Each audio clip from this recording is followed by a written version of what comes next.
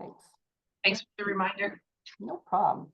Okay, well, we are live, we are recorded. Welcome everyone to today's webinar on Pathways to Circularity.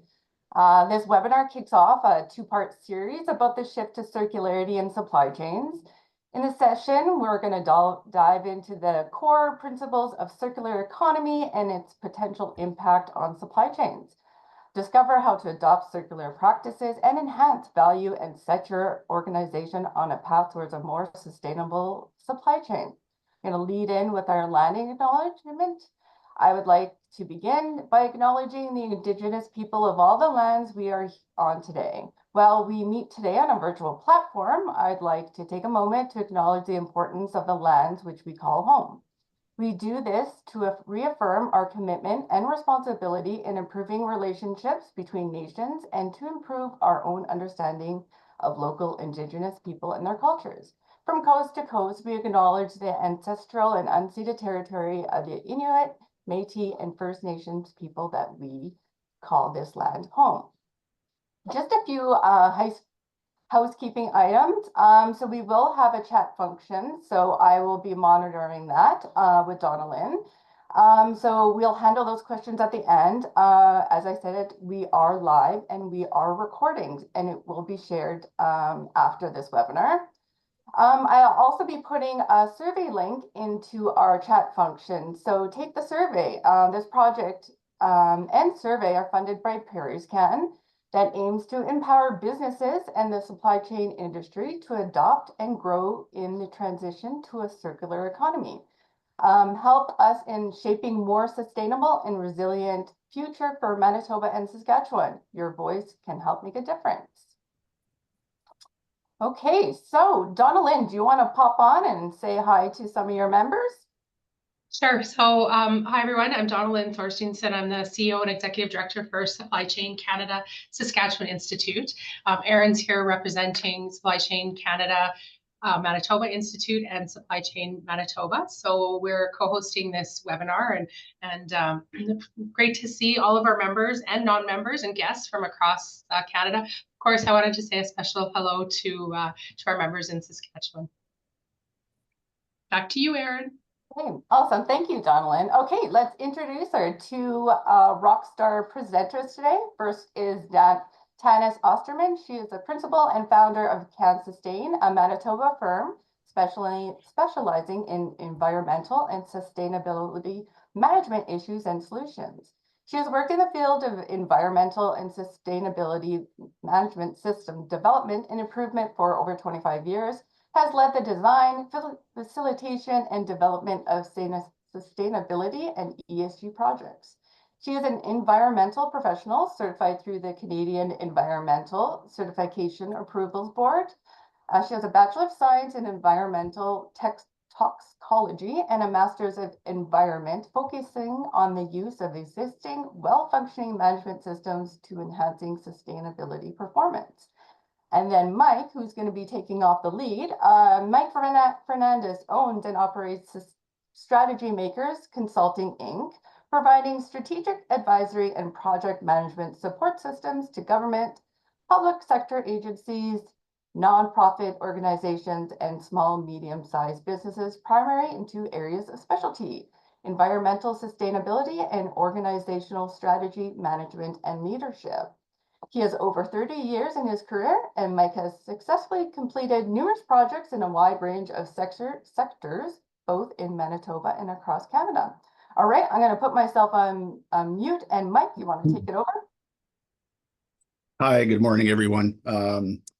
I'm in Winnipeg. Donna Lynn's in Saskatoon, right? And somehow I caught your cold just by being on the call with you for a minute. Good morning, everyone. I know you're from across Canada, and we got people from even outside of Canada, which is wonderful. It's wonderful to be with you here today. Obviously, it's always better to be in person together, but this is just as good, and I think we increased our audience a little bit because of this. So thanks for coming. So we're here with you today as part of a project. Erin introduced it quite a bit here, so I won't go into all the detail. But it's led by Supply Chain Manitoba and Donna Lynn's group, Supply Chain Canada Saskatchewan Institute, is a partner in this. funding from the federal government and provincial government as well through a few different programs. Over the past 18 months or so, my colleague Tanis and her team has been gathering information about circular economy from leading sources around the world to put together a set of tools and resources that are aimed specifically to the needs of Manitoba, Saskatchewan, and prairie businesses. I know we don't have Alberta specifically as part of this thing, but the idea was always that it would be a prairie-wide kind of project. We've also held a number of focus groups along the way and roundtable sessions in both Manitoba and Saskatchewan with small businesses and groups to go through some of the stuff you're going to hear today and kind of refine the information, get their input and feedback as we go forward. So I'll tell you more about the project after Tanis does her thing, so I'll come back at the end, but we're excited to share with you what we've done to date and what Tanis has put together to date. So you can advance the slide for me, Tanis. I know we're letting you do that.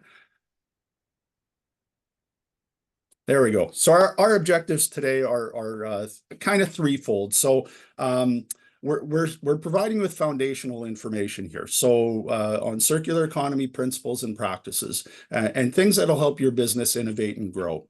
There is a specific focus on supply chains within this project. Twofold. One, obviously, you guys are supply chain folks and leaders of this project, but from my personal experience, I've worked in this game for 30 years, especially around the areas of recycling and materials management. The value and importance of having supply chain folks, your input, your understanding to those specific activities around sustainability, super valuable. So I'm really excited to have you all here with us today. And I really look forward to your perspective. And I invite you to please be a part of this whole notion of circular economy, reverse distribution, all that kind of stuff. We really need your expertise on it. So we're going to invite you to take advantage of the information and tools we're developing, with a specific focus on thinking about how you can be more strategic about the opportunities for your businesses in a circular economy. Before we call Tanis up, I'm just going to take a few minutes to talk a little, just very over big picture stuff about circularity and the transition we're under here. You're all many of your supply chain folks, so you understand the flow of materials. And somewhere along the way in our human history, we kind of shifted into what can be described as a linear economy. And just think of that linear flow of materials. We're very good at taking natural resources from the earth. Tanis, can you slow down just a bit?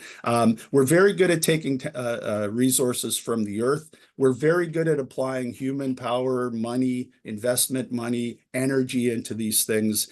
We make all kinds of wonderful products around the world. All your businesses are involved in making all kinds of great things. They're needed by society, by the humanity that lives on the planet. But what happens at the end, typically, what we've become to do is just take this take, make, waste approach. And when we're done with something, and whatever done with something means for different things, for packaging, it could be immediately. For things like buildings and bridges and houses and cars and appliances, it could take longer. But when we feel we're done with them, we have tended to just treat them as waste. All those things, all the resources embedded in those things, all the energy and money embedded in those things becomes waste. You can flip the slide now, Tanis. And of course, this take, make, waste thinking depletes our natural resources, and it does reduce our planet's capacity to sustain life. We have a very, very inherent interest in stopping this. We live on this planet. We have to deal with this. And we are impacted by this. Our food, our water, our air, it's all impacted by this, the waste that we create. So there's a very strong environmental imperative to do something and to shift away from this take, make, waste, linear thinking. But it's not just about the environment. And you can go forward, Tanis. Many of us here, we live in an economy as well. We operate small businesses, big businesses. We're supply chain folks. We have to pay attention to the economy as well. Waste is not just a problem for the environment. It's also a problem for the economy. This is just the one stat that Tanis lent me here, that part of this presentation. globally, we are only reusing in any way materials that we take or raw materials that we take from the earth. We are only reusing about 7.2% of them across the globe. So, 93% of the material that we take out of the earth, we are just throwing away as waste. That's a real problem. And that's a real, as if you go to the next slide, Tanis, it's also a real lost opportunity. There's money on the table here. Wasting resources costs us $1.7 trillion a year average on estimate. Waste embedded in values, the useful materials there's a lot of materials that could be reused and a lot of value to those materials. And of course, waste and the material and handling that and dealing with those issues is a very costly thing as well. So lots of money on the table overall across the globe. But you and I are small business owners or business owners, business practitioners in the prairies here. There's also a real imperative for us to think about this strategically, not just from the big giant picture of the environment and the economy, but from our own business. The shift to linear thinking is a strategic issue. And this is a key point I want to make here before we go on. It's not only that there's resources, materials, and land that's going to be harder to get access to as a business. There's going to be political pressure and public pressure. Consumer demands are changing. Investors are looking at us to do something about this notion of waste. Regulators, of course, there's lots of regulations coming, and you'll hear about them all the time. They will affect our businesses here in Canada and on the prairies. For example, if you're sending packaged goods to the European Union, there are some big circular economy regulations that are taking effect 2030 that are going to be a real impact. Things like PFAS and microplastics, a lot of regulations coming up about those. So we know those are a part of the discussion. There's also a risk and liability issue. And I do think what I've seen over the past 5 years is that the insurance industry is getting paying much more attention to this notion of the environment and sustainability and risk. But we're also seeing supply chains being hit by risk, this whole notion of global materials. So again, all these things are coming into play, and there's competitors who are jumping on board and starting to do something about it. So we do have to think about this as a strategic issue. Now, of course, each of you has a very unique business and very unique circumstances. The foundational knowledge that Tanis is going to present today is intended to help a broad range of businesses and industries. So we are working on foundational information here. It's not going to give you an exact game plan. You're not going to learn today an exact game plan or a magic template that will replace your ingenuity, your creativity, and your business acumen. This is just principles that we invite you to look at your business through strategically to look for opportunities and imperatives. And with that, I'm going to turn it over and I'm going to let Tanis walk us through all the different more detailed stuff. So Tanis, I think you got introduced already. I'll let you take it from here. Thank you very much. Welcome, everybody.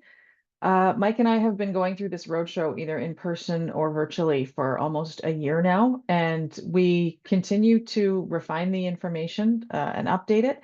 And based on feedback, we're continuing to refine the way that we deliver it. So what you're seeing right now, it's not static. We've improved it just from the last session that we gave a few weeks ago.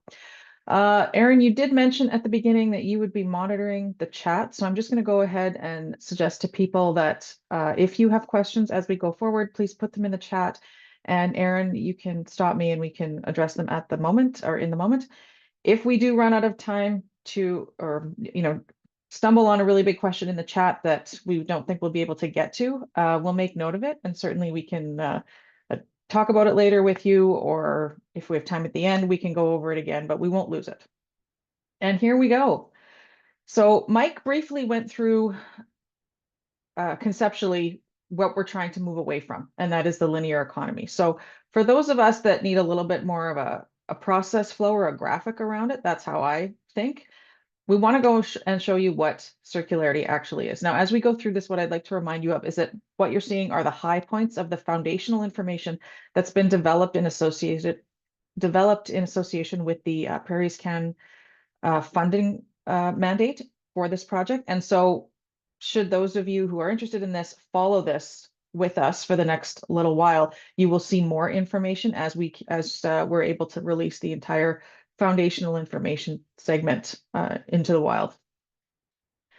So specifically, when we are talking about a circular economy, it's an economy that produces and uses goods, making sure that there is no waste or pollution, that materials and energy are continually used and reused at the highest possible value. And the highest possible value there is pretty key. And that natural systems are mimicked and protected and regenerated. So an example of what that might look like is we use a biosynthetic something instead of a fossil synthetic something to make a product. So that is how that natural system would be mimicked. So while we're talking about a broad economic model, we are engaging small and medium-sized companies, especially on the prairies. We don't have a lot of control over what happens in the broader economy, even nationally, even though we employ the most amount of people per company, per capita. But we just change the words then. We talk about circularity and circular, but the principles are always the same, whether you're talking about this at the economic level or whether we're talking about at the national level or at your organizational level. The definition that I just provided you has 3 key principles, and I've reiterated twice already in the 2 slides that I've shown you. We want to eliminate waste and pollution. We want to circulate products and materials at their highest values, and we want to regenerate nature. For the purposes of our work, we have focused on materials because this is a supply chain focused initiative. And most of what supply chain folks and procurement processes are dealing with are materials. That's the one reason we're focusing on materials. The other reason is that from a regulatory standpoint, in Canada, our energy is controlled through crown corporations or the government directly. And so companies don't have as much control at a large infrastructure level outside of just savings. And that has been tackled, like still being tackled. There are agencies that do that, but there's not a lot of focus on materials. So that's why you won't see a lot of energy examples in this presentation. Again, for those people like myself who learn best with process flows and pictures, this is what we have and what we're trying to get away from. This is intended just to represent a basic production process, beginning with a needs assessment. Then inside the plant, we design it, we source the stuff we need, we make the thing, and we ship it out, and then the user uses it and it goes to waste. When we are talking circularity, it is as simple as the same processes, but drawing links between them and back and forth and in and out. So we call those the loops, and the smaller the loop. So as you can see on your screen, if we started with the arrow coming out of design and making its way back into a needs assessment, because that loop is so small, it only includes 2 steps, we are capturing the most amount of value out of that material and eliminating the most amount of waste.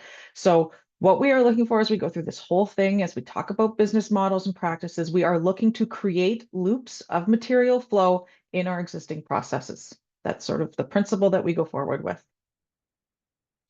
And I mentioned business models. There are 5 of them. We're going to go through them in just a little bit more detail. I hope you can appreciate that what we're giving you here over the course of, a 1 hour total, but maybe 30 minutes of content material. We literally created a 300-page textbook on this specific to small and medium-sized companies. And so you're just getting the high points here. Hopefully it's enough to pique your interest, and you can come back to us, or you can do some of your own, your own phone calls and get a little bit more information. But the circular business models that you will see anywhere, so whether that's small and medium-sized companies on the prairies, the multinationals, they generally fall into one of these 5, and there absolutely is crossover between them. Companies very rarely will say, okay, I'm just going to follow the use of circular inputs model. More often than not, they're choosing bits and pieces from each of those 5 models to integrate with their existing organizational model as works best for them. So it's not a cookie cutter approach per organization, but none of it is particularly difficult. This is stuff that companies and organizations and countries have done forever. So very little new stuff other than on the regulatory side. So this first one, the use of circular inputs. This is where the products and materials and resources that are used in production are reused and repurposed in a continuous cycle. So if that happens in your plant, that's our internal circularity. If it's you pulling in used products from outside your plant, like from a different, say the neighbor's plant, that's just called external. Same thing, we're looking for the same value. I have a couple of examples here. We've tried to bring in Manitoba and Saskatchewan companies here to highlight things. These are both in Manitoba. One is called Botanical Paperworks. So they use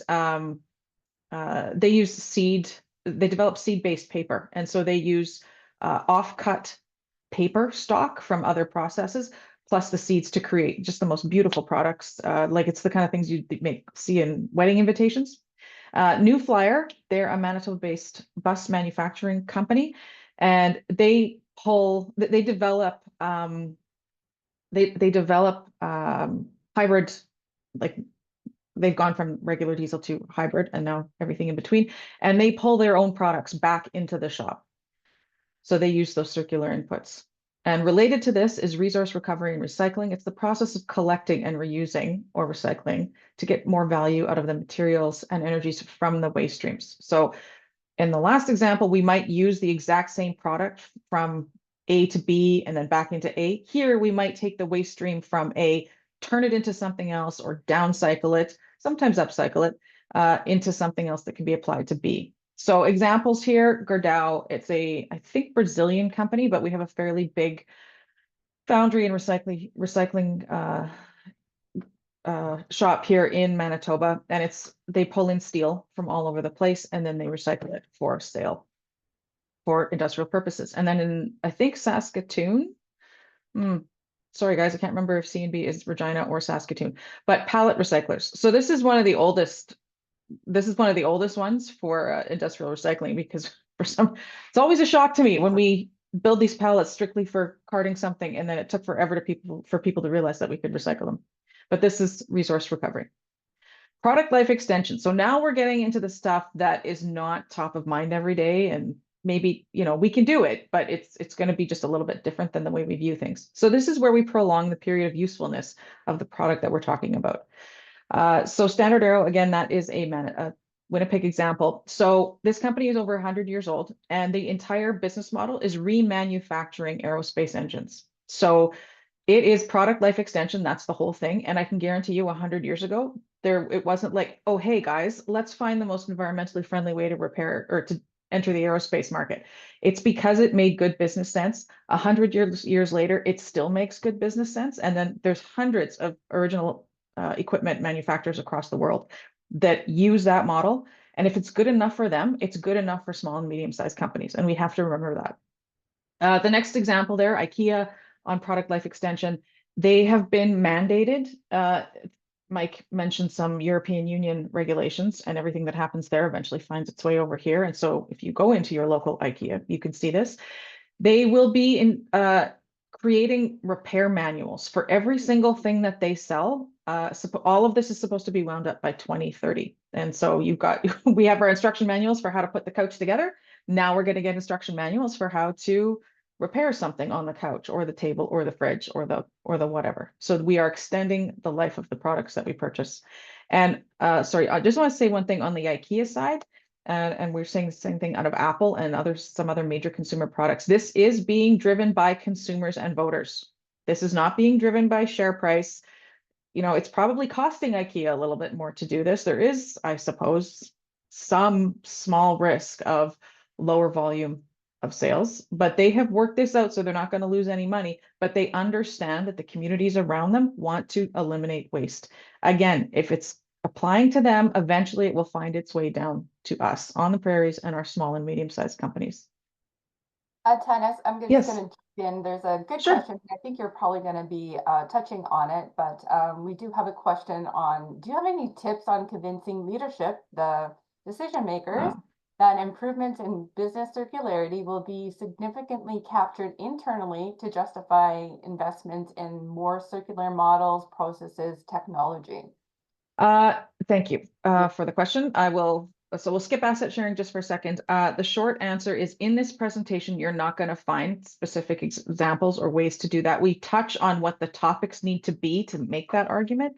The entire foundational materials, like we're calling it the body of knowledge, that'll be released. We do include that type of information. The short answer would be market access, impending regulatory requirements, and sourcing and supply chain insecurity. Those are the three main things that a small and medium-sized company would see as reasons to adopt circularity. So here on the prairies, I'm going to use food and beverage as an example.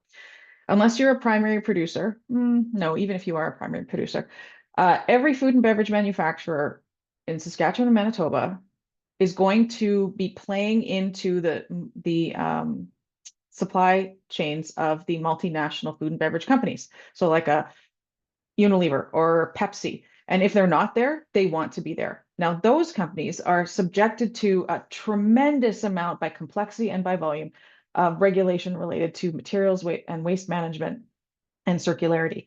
And they are being asked to push those requirements down their supply line. So if you're here in Manitoba and you want to start selling your oats or your, high fructose deliciousness into a larger supply chain, you're going to be asked for information that is circular. You're going to be asked to describe how you are circular. And they may not even use the word circular. That's the one thing that we need to remember here. This is these are the most significant ways organizations can reduce environmental impact, whether that's whether that's emissions, water toxicity, solid waste, land use damage, whatever. This is how we do it. And the people that we want to sell to, they're the ones telling us that they need this information. I'm going to go on there. Yes, Mike? Yeah, I know we want to go on just since that question was asked now. Just 2 tips quickly for thinking about it. First, make sure you understand the cost of waste. Dollars, time, risk, and liability. That's a really big thing. So convincing senior management, you obviously want to make sure you quantify what is it costing us right now, the waste we have. That's where the some of the assessment checklist stuff that Tanis is talking about would be helpful. And then that list on slide 10 that you'll get it as slide 10 of the strategic, why it's important strategically. I think that's a good checklist for having an overall strategic and holistic discussion at the senior level. You got to look at this not just as an environmental issue or a green issue. You have to look at risk. You have to look at liability. You have to look at competition. You have to hit all the traditional strategic business considerations. This is just a new piece of that. So I'll let you keep going. And maybe for some of these general questions, we can also leave them till the end, till you go through it. So thanks. Okay, thanks. So we're going to get back into the business models here. So we were leaving off at asset sharing. So this is where we are sharing materials and equipment or work sites formally between organizations that complement each other. And then it's also the development of digital platforms to facilitate this. One of the global facilitators that's been recognized as being required for mass circularity at an economic scale is digitization. So whether that's your product passports, whether it's lending platforms, whatever. So that really applies here at the asset sharing level, but you will start to see an increase in digitization among those supply lines where circular materials are starting to be tracked. Examples here, we try to bring them the local one. I realize most of these local examples are Manitoba based. We'd love to get some more Saskatchewan. Please send it our way and we'll update the slide deck again the next time. So on your left there, Peg City Car Co-op. So that is a pool of cars owned by this co-op that you use when you need them as a signed member. So they have a digital platform that allows for that asset sharing. And then Home Depot. If I need to get a table saw, do one job with a table saw, I'm not going to go and buy a table saw. I'm going to go and rent a table saw. So these two organizations are maximizing the value and utilization of the asset. That is a circular practice. Maximize the utilization of the asset. It prevents additional assets from having to sit in inventory and in the marketplace, thereby decreasing the materials being used to develop those physical assets. And this is our last one, product or performance as a service, sometimes called XaaS. And this is access and performance that is offered to customers, but without the option of ownership. So here in Manitoba, and I think maybe they have work or branches in Saskatchewan, I'm not sure. Barnes and Duncan, so it's a surveying and engineering and planning company, but they have offered now a municipal software asset management tool. So there's no physical product, but they've got a digital platform with a subscription fee that municipalities can use for their own asset management purposes. Then we've got CWB, used to be called National Leasing, same thing. So they have anybody who's dealt with national leasing, they literally have everything, like things you didn't even think you needed, but now all of a sudden you want, and they don't even give you the option to buy it out. You lease it, and that ensures that whoever's taking that product home for 2 months, 3 months, a year, they have the highest performance available in that product. And then it goes back, national leasing does whatever they need to do to refurb it to make sure that the next person gets the highest performance out of that. So those are our business models. We talk about this at the grander scale. So we talked about what is circularity. Then we want to know what the business models are that apply across an organization. Now we're going to get deeper into the actual supply chain circularity, as this is a supply chain function, and as our audience for all of the work that we are doing are essentially supply chain professionals and the people who control those functions in query organizations. To do that, we want to understand the interactions between supply chains and circular economy. And Mike and I have touched on some of this, but just to kind of structure it here, we want to talk about why supply chain is critical. The first, supply chain people are generally the first point of contact and authority on how, where, how much, the cost, timeline to get new materials or processes, or identify funky suppliers that can give you the most awesome off-the-wall stuff that you didn't know existed. And so we need to bring you guys more strategically into the environmental protection loop. Supply chain people generally have the largest external networks and the broadest external networks, like they're touching on everything. So whether it's office supplies or specialty chemicals or services, like customized services that only apply to 1 or 2 businesses, this network rests in the supply chain function. There's also significant experience there in cultivating relationships to get the best deal for the company, which is still what we're looking for. We never, ever want to give that up. We still are seeking the best deal for the company. And that market pressure ensures that the providers of these circular materials and processes keep trying to get better and meet the market need. Lowest hanging fruit when we start down the circularity journey is always with the supply chain. Supply chain people control the traceability and chain of custody of materials, which we need. Mike had, in response to the one question that we had, Mike had said we have to start identifying the cost of materials and waste in our shop. That starts with supply chain. You folks also handle logistics. And so if we want to ensure we've got appropriate backhaul, if we want take back programs so we can reutilize our own materials, that starts with supply chain. There, I just mentioned reverse logistics. And there is a very strong and consistent body of knowledge between organizations, between sectors at the supply chain level, so that the supply chain people in this sector for this company can have a conversation with the supply chain people for that company for a different sector and still be figuring out what everybody needs. This gets very close to, this is like the broad answer to that question that was asked about how do we get management and leadership teams on side. Part of the exercise is understanding the keys for success. So what are the enablers? So these are the factors that determine the success of circular economy, broad, and adoption of circular practices, narrow, like what a company or a region or a country does. So organizations need to know what those enablers are, how they affect the businesses, and what of those enablers they can influence. So this becomes your checklist. What do I need and where do I stand? The next stage of these webinars and sometimes in-person presentations, we'll be presenting an assessment tool to look at these enablers and say, oh, I want to be here, but I'm only here. And then at the end, we can say, here's the things that I need to focus on based on the current state. So what are the enablers? I know you were dying to know. So here we are. These are not presented in any particular order. We need culture and executive buy-in, which I know is sometimes the hardest part, but we can't do this without the buy-in. We need supporting policy and regulations. There has to be waste management infrastructure. This is something that small and medium-sized companies can't really control, but we still need to see what the status is. Like these are internal and external enablers. There needs to be awareness and understanding inside the shop and among suppliers. That is something SMEs can fully control. We need customer pull. So sometimes that means educating customers for what the regulations are that could affect them or what the potential is for less toxic product going into the marketplace. You also need access to circular materials and technologies, access to data. So I can tell you that is we are collectively restarting a circularity journey that we gave up on about 100 years ago. And access to data, development of quality data is one of the biggest blocks. It doesn't mean we stop working. We just acknowledge that that's a block and we double down where we need it. Supply chain influence, anything that allows you to maximize or amplify the voice. So buying platforms, we like that. Access to capital. There are some things that you might need to change or invest in or change the type of investment, and you may need capital to do that. And we need to integrate not just circularity, but supply chain functionality into strategic planning and risk assessment.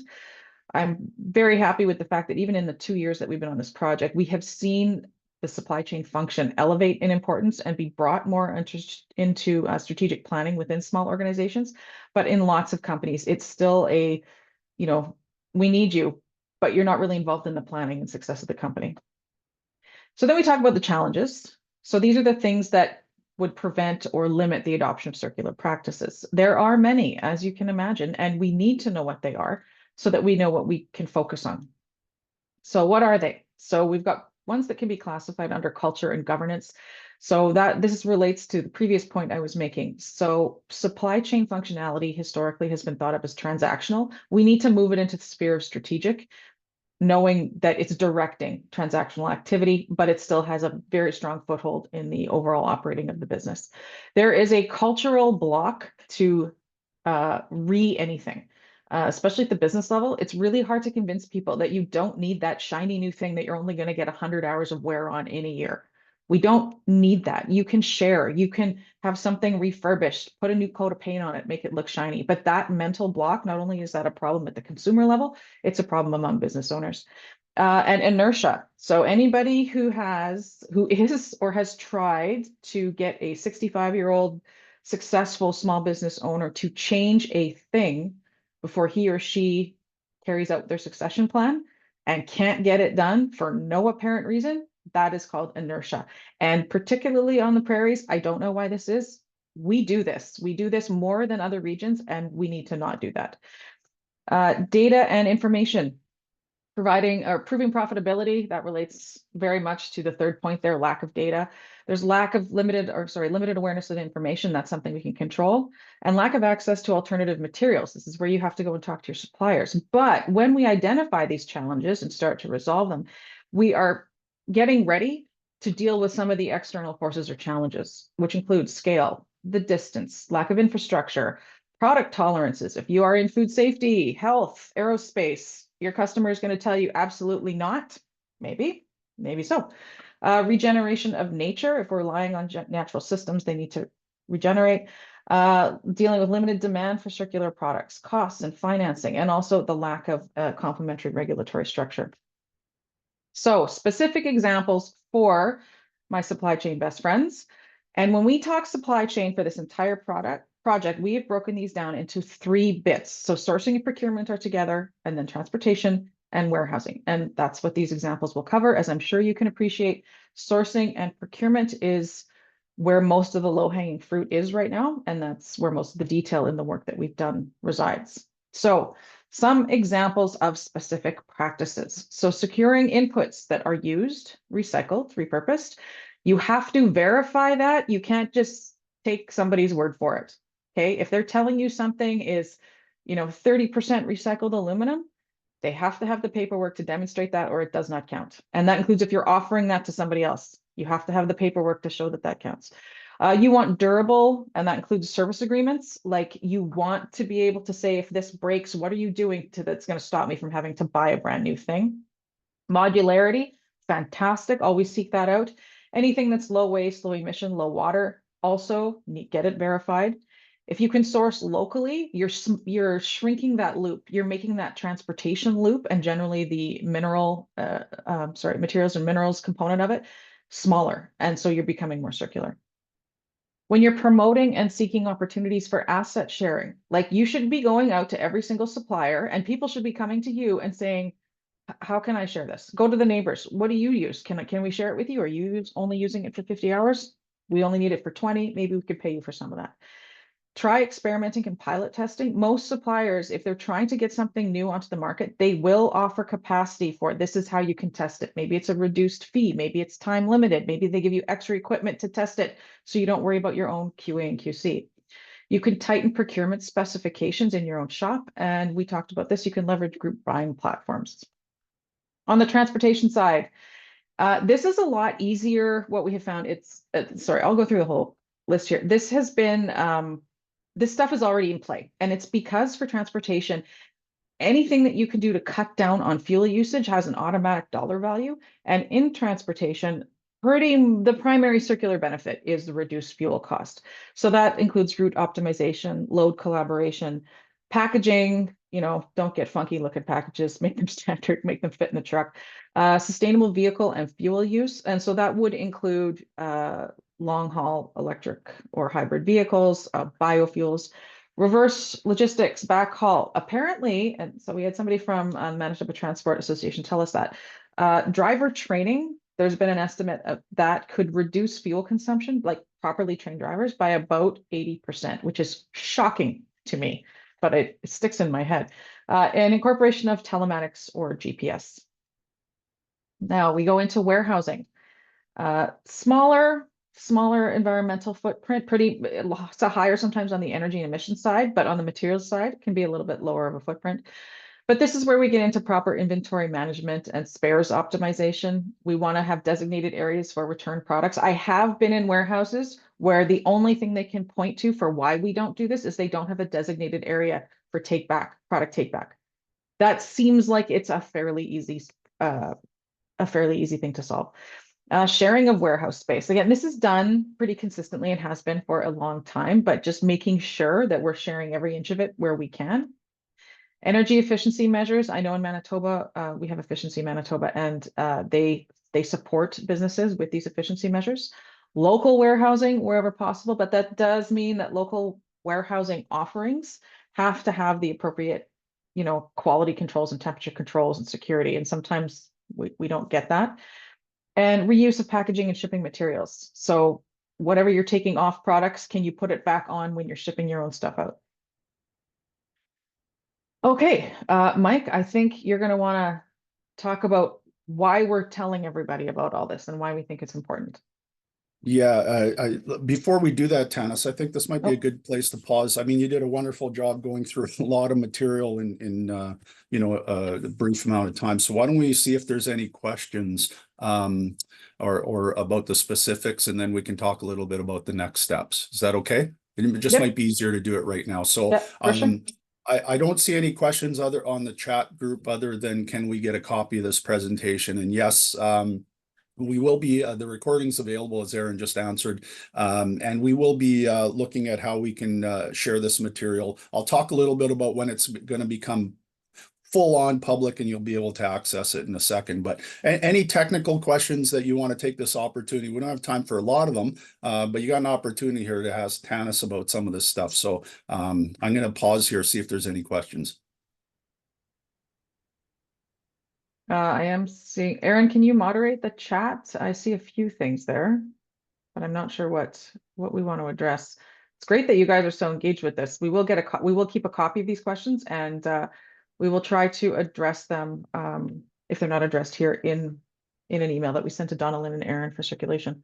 No, we are good on our questions up to date, so you guys can keep on moving forward, and if there are questions, then I'll just sure. Yeah. I see there's one hand up. Oh, and we just got another. Yeah, it's just easier to do some of the technical questions now. We'll cut you off when it's time. Yeah.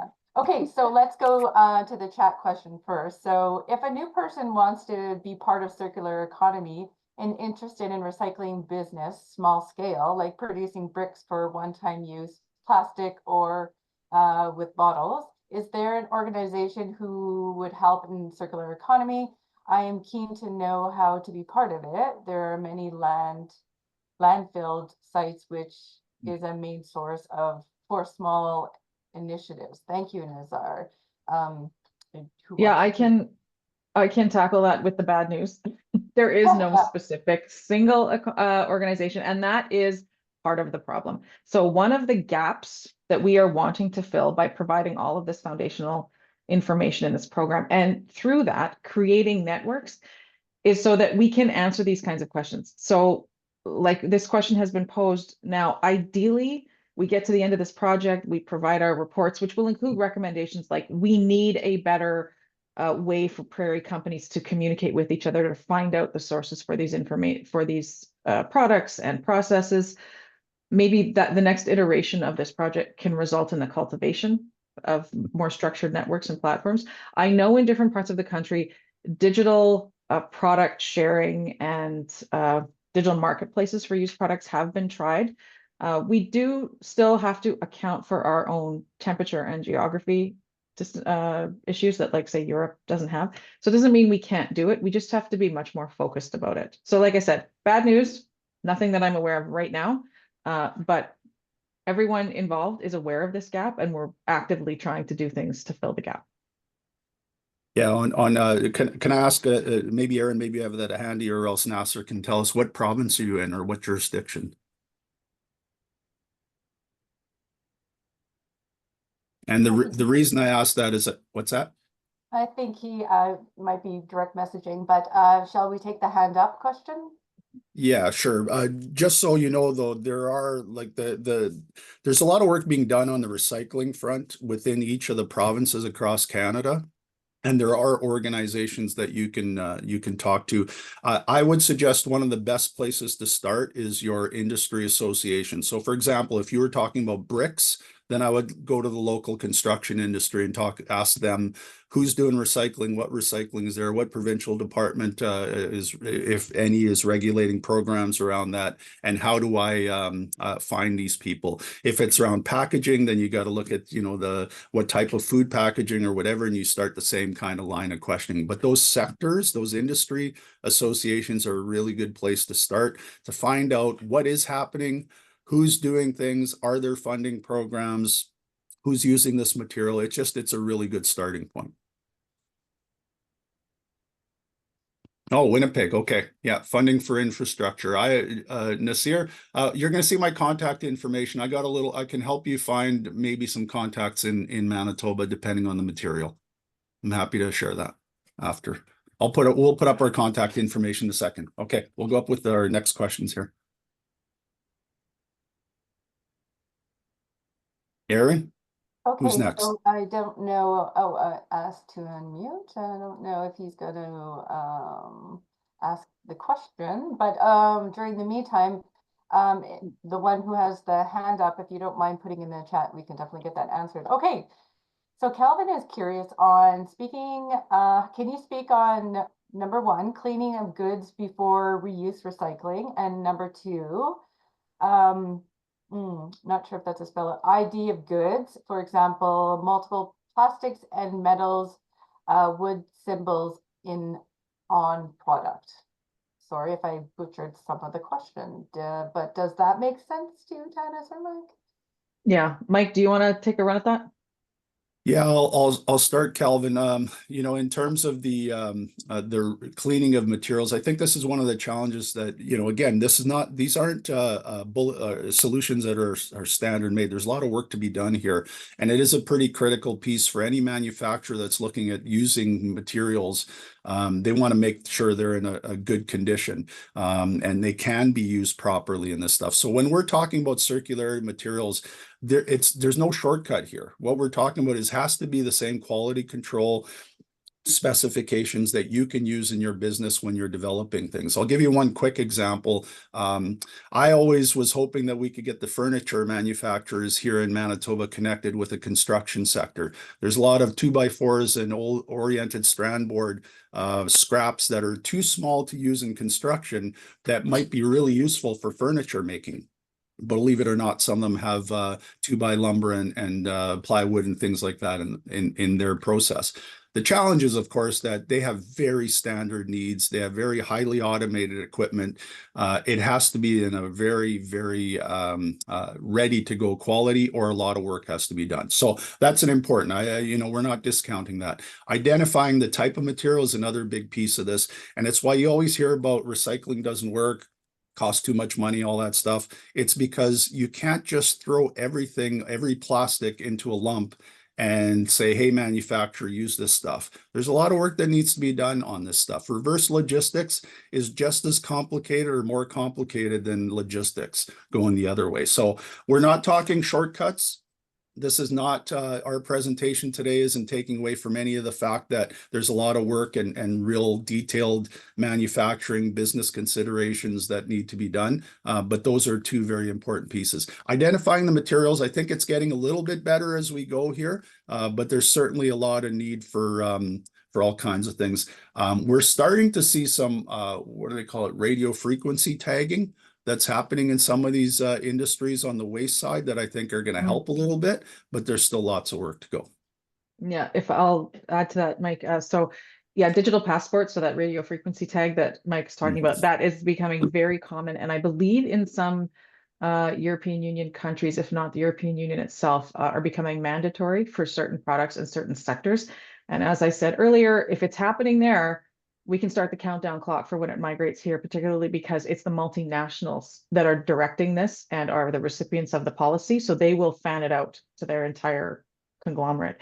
The other thing I just want to make mention of, it's again, as Mike said, we can't detract from the product specific issues that we have for materials management. It is so key. However, we collectively have to sort of change the way that we think about the beginning of this circularity journey, because collectively that's what we're on. Even if we have been recycling, even if we have been, dealing with an accumulation of plastic totes that had, sketchy chemical in it and we don't know how to get it out.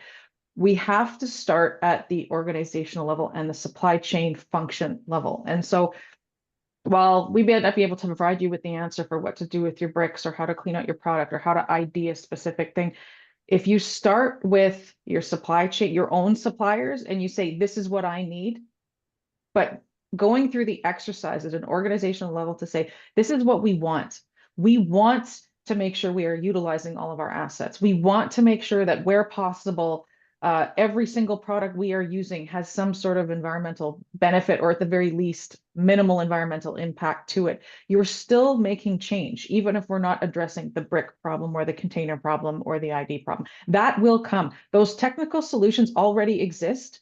Usually it's a scaling problem. We have to accept our size and our capacity for Manitoba and Saskatchewan, but there is a lot that we can do in-house.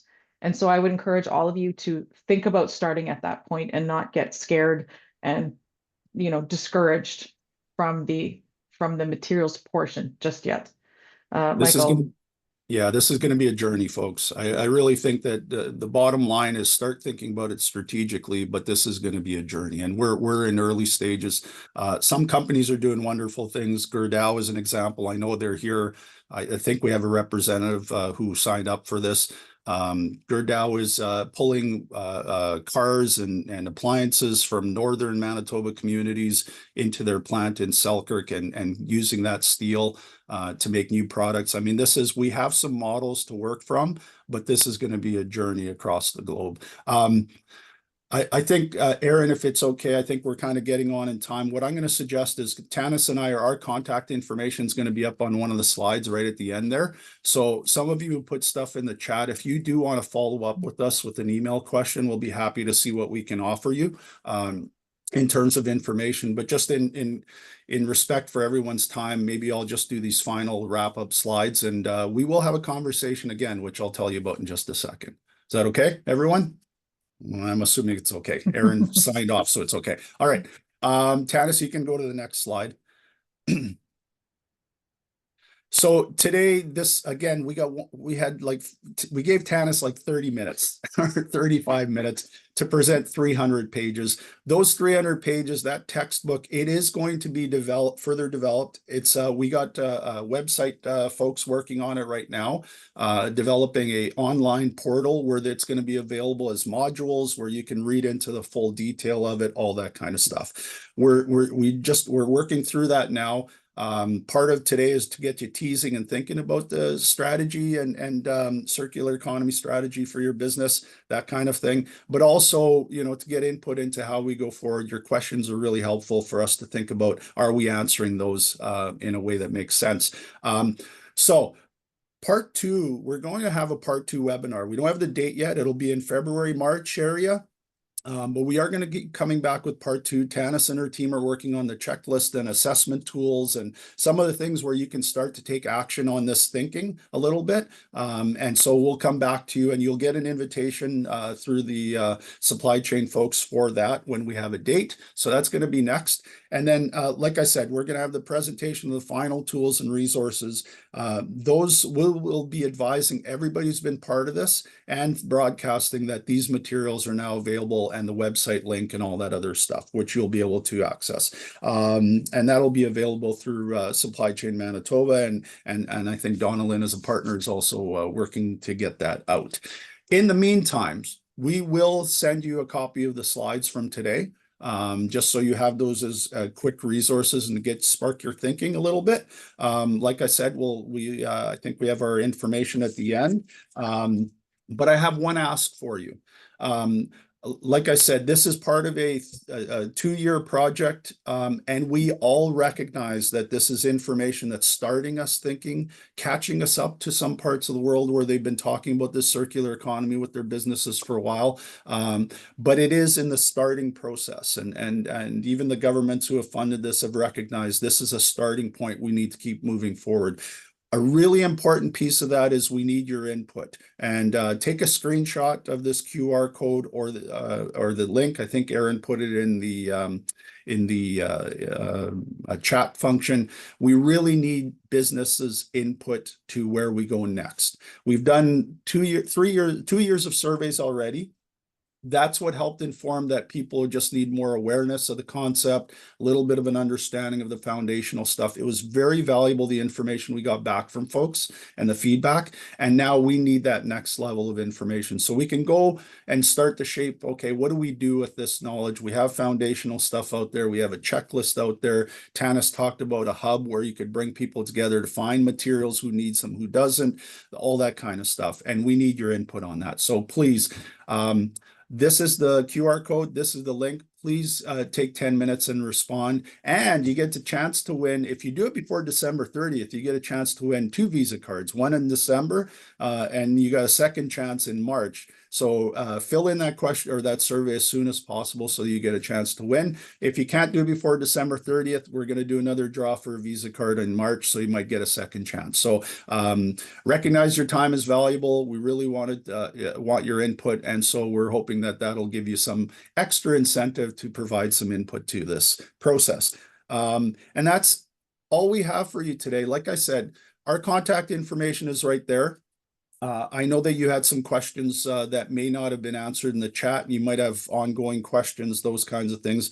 We'd love to hear your input as well. So even if you have just general feedback into the information and how it impacts your business, if it's useful, all that kind of stuff, you can email Tanis or I. We're going to kind of group all the feedback we get together, and the questions we'll just handle. We'll figure out between us which one's best to respond to you. And with that, thank you very much. Thanks, Tanis, for keeping us on time. I'm going to open up to Aaron and Donna Lynn to close this, and thank you for allowing me a few minutes to just add some thoughts. Have a good day. Aaron, Aaron, before you close out, or Donna Lynn, I would just like to ask, can you capture the questions that came up in the chat so that we can take a closer look at them later? Yep, I'll send them via email to you just so you can get them answered. Again, I had put our website on, so as Mike had mentioned, we are currently working on a new landing page for Circularity, but our current information is on the Supply Chain MB website. So just go under Circularity and you'll get all the information there. What a great number of participation today. So obviously, imagine how great it would be if we were all in the same room. Chaos. That's what it is. Yeah. Good chaos. So thank you everyone very much. Donna Lynn, did you want to say anything? Nope. Okay, we are good. So everyone enjoy the rest of your Friday. Oh, Cynthia, no. Oh, she's giving us a thumbs up. Like, oh, that's Great feedback. Okay, so we will take everything and stay tuned for this webinar. We'll email it out to rewatch again and the PowerPoint presentation. And as you can see, you have Tanis and Mike's contact information. So everyone have a great weekend and keep warm. Thanks, everybody.